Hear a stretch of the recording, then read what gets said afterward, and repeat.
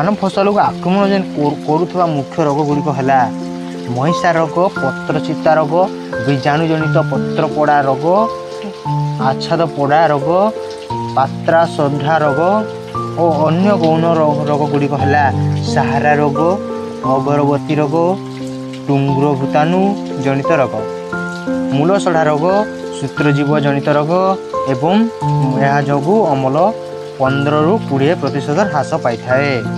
एमती केते प्रकार रोग थाई पारे। तेणु फास्ट आलोचना करुच्ची महिषा रोग कौन।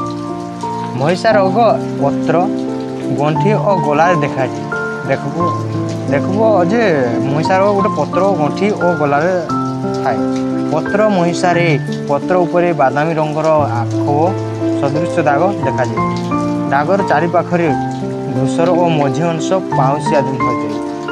अत्यधिक आक्रांत हेले संपूर्ण फसल पोड़ालिया देखा जाए। गंठी महिषारी गंठी जगह कला देखा जाए और गंठी रु गछ भांगी जाए। डला महिषारी केंडार तल अंश कला पड़े केंडाटी भांगी जाए।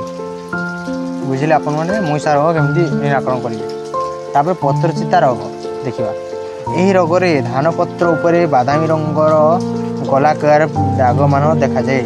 दागर मध्यभाग गाढ़ रंग और चारिपाख बादामी होता है। पत्र आच्छाद और धान उपरे मध्य गाढ़ बादामी रंग दाग देखा जाए और परे धान गुड़िक हालुका और विवर्ण होता है।